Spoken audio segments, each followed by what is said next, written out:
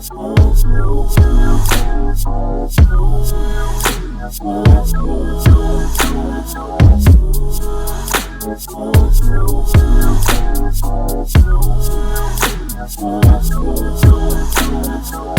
the new beginnings.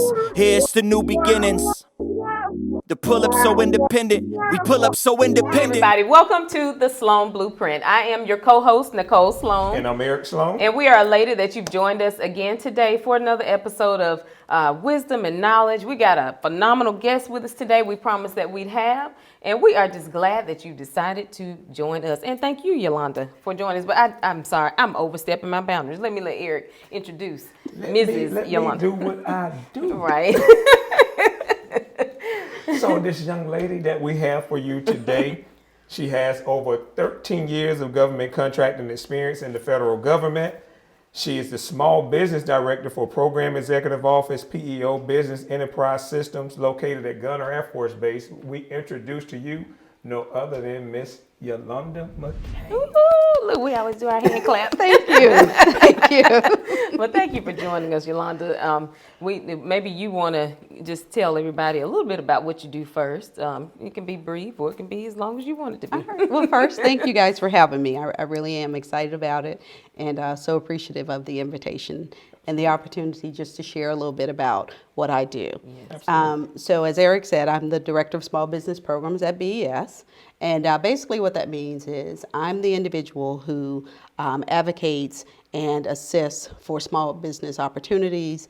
I advocate for inclusion or consideration of small businesses as we develop different acquisition strategies, ensuring that where appropriate, small businesses are given an opportunity to participate in the overall government world of contracting. Mm-hmm. As well, I assist small businesses in different ways depending on where they are. I can help assist with identifying different opportunities within BES.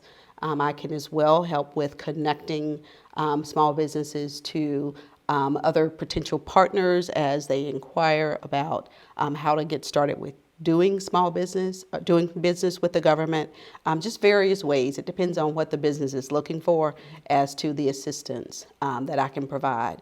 But just know that I'm here to assist and advocate for inclusion of small businesses as we seek to fulfill our government requirements. Right. So let me break that up for y'all. She the plug, y'all. This is who you need to be contacting. Right. You're trying to do business with the federal government, especially with PEO BES Gunter Air Force Base. She's trying to be proper and I'm with her on that. I got it. But understand she is the plug. And we got to digress just a little bit because the first the episode prior to this one, we were discussing the basics of doing government or government contracting, doing business with the government. And so, would you tell everybody because a lot of times people don't know what the acronyms mean. PEO, what does that stand for? So that is Program Executive Office. Okay. And of course, Gunter, as Eric said earlier, is Business and Enterprise Systems here at Gunter. So that currently is Mr. Aldrich, Richard Aldrich, is the PEO for BES here at Gunter. Okay. So one of the things I have for companies, I know they come to myself and then they ask Nicole, how do you get into government contract? How do you do this? How do you do that?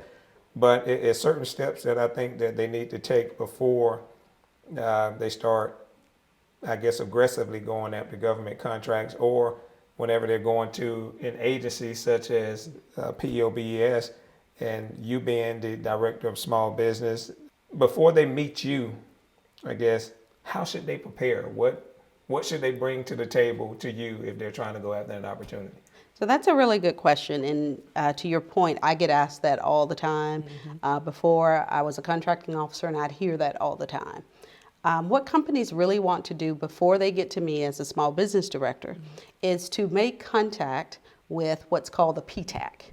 The Ptac stands for the Procurement Technical Assistance Center.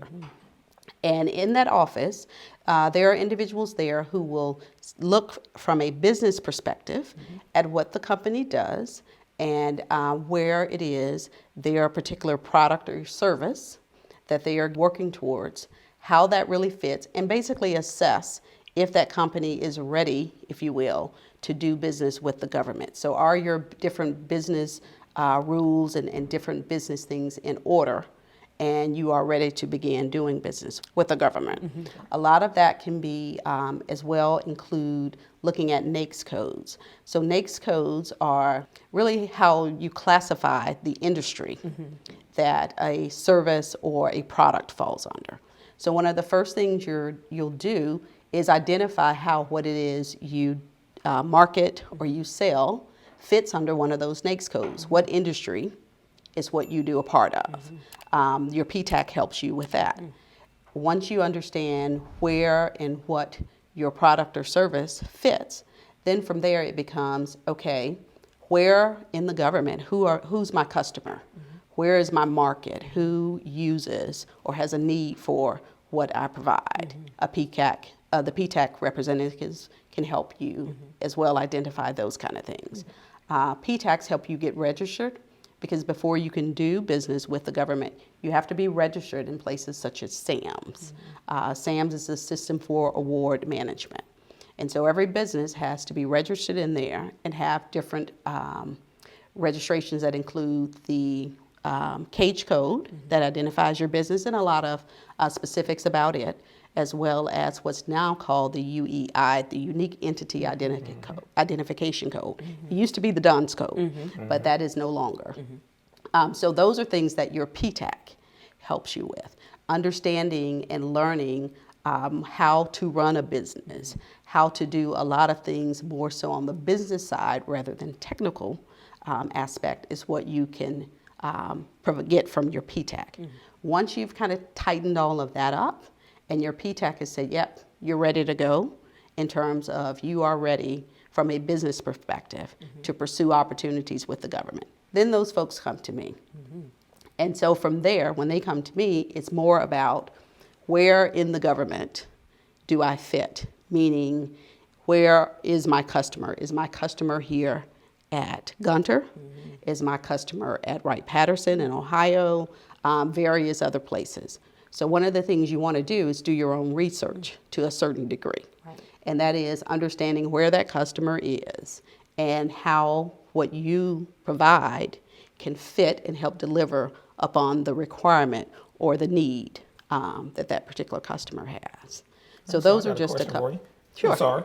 So as they go to the Ptac, they get the information, they work through their process, they have their, I guess they get registered in SAMS. And for y'all that haven't seen episode 8, go back and look at episode 8, and then we also give some nuggets as it relates to going through SAM and going through that process. But as it relates to they finish the Ptac, now all of a sudden they feel like they're ready now. Okay, I want to go to the small business director. Some questions that they also ask is, well, how does the small business director assist me in this process as far as how does the small business director advocate for me as a small business? Okay. So one of the ways that I assist in terms of advocating for small businesses is as a government, different program offices or acquisition teams that consist of program managers, contracting officers, and various other decision makers and stakeholders, if you will, people who have an interest. Those acquisition teams, you develop a strategy. This is what I need, and then what avenues do I explore to fulfill that need? And so in doing so, one of the things that you look at is who are some of the suppliers of the product or service that I need? What are some of the contracting vehicles that we use? Because of course the government doesn't, generally speaking, use debit cards. They are GPC cards. That's a different story, different topic. But for this conversation, we don't have a debit card, so we don't go and swipe a card. We enter contracts. Some of them long-term, some of them maybe 12 months. It just varies.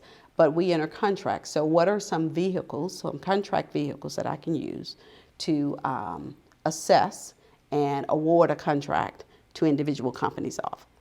So to that end, I help develop strategies that will include contract vehicles that small businesses are included on. I also help to see if there are opportunities when it's a small business may not be the company that's best to prime, for whatever reason, a requirement, but there can be subcontracting opportunities. So there are different ways that I advocate at the strategy level for acquisitions to ensure that small businesses get an opportunity and are included in fulfilling our government requirements. And I do want to go back. I'm sorry, Yolanda. The Ptac, I want to go back there because, again, we're talking to people that may not really even understand. So how do they connect with Ptac, I guess, center in their particular area? Because it could be, you know, some people watching may be from Alabama, Georgia, Tennessee, wherever. Yes. So would you tell them how to do that? Absolutely. Glad you brought that back. So the Ptac, you can look on the SBA, so Small Business Administration website, sba.gov. And on that website, there is a link where you can select, and it will allow you to enter the state that you're in. And within that state, you will be able to pull up a list of available Ptacs. Here locally, our Ptac is at ASU. So Alabama State University is where our Ptac is. Ms. Andrea Mosley is the director of that Ptac. And then there's also a Ptac at Troy, about 45 minutes away, but still, you know, the closest one outside of ASU. So you know I have to give a plug there. Go Troy. But to your point, Nicole, that's a very good observation. People need to know how to plug in to those resources wherever they are. And by going to that sba.gov website, they should be able to plug in there. And as well, if you Google Ptac, you should be able to have a location that will come up for your Ptac locator. And when you say that as well, it makes me think about, of course, that's one of the best resources that most can use. Are there any other resources that you would recommend for people that are, or companies that are trying to learn more about the government contracting side? Any other resources? So again, there are so many resources.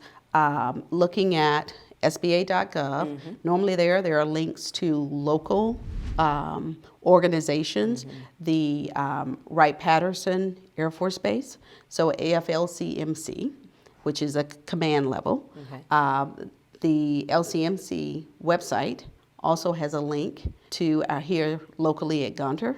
We have a website, so our small business page here at Gunter, Gunter Small Business, has a link to our site as well as other places that will help connect you. Bottom line, there on each of those websites, there's a locator that can help you to locate a Ptac, that can as well help you to locate small business professionals for the areas where you are, and then to help you identify resources in terms of potential opportunities.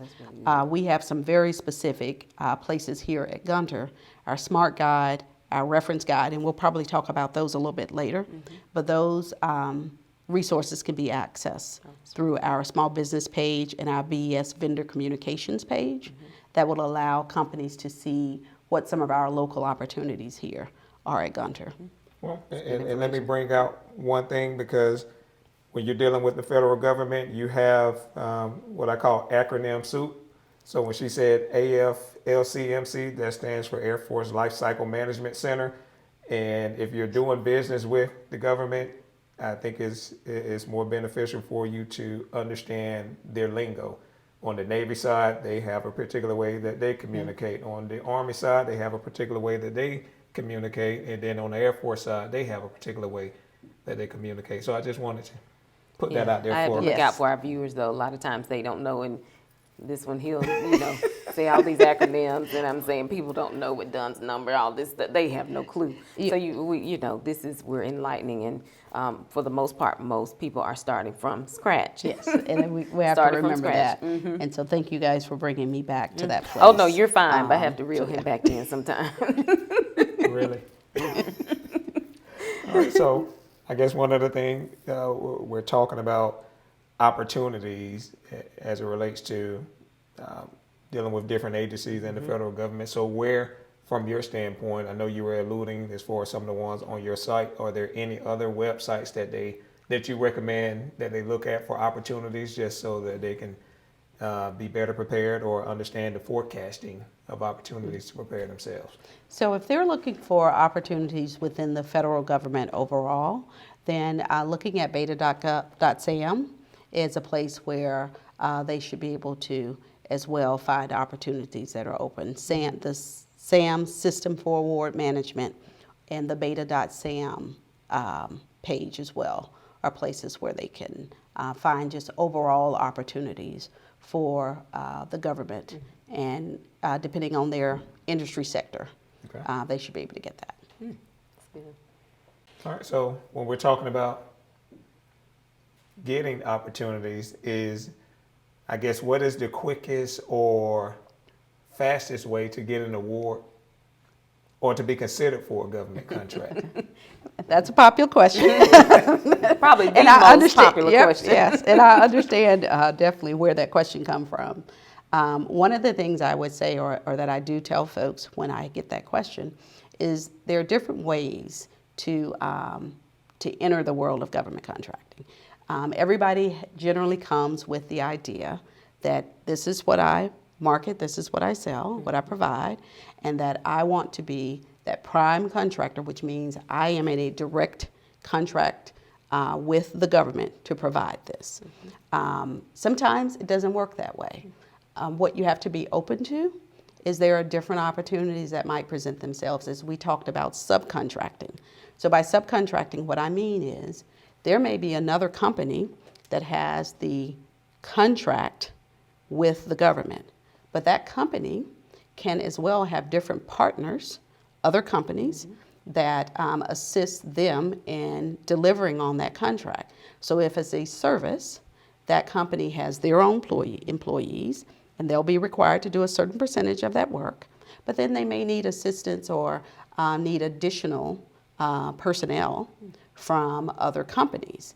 And so being a subcontractor means you are providing in some way either personnel or some type of support to a prime contractor to the government.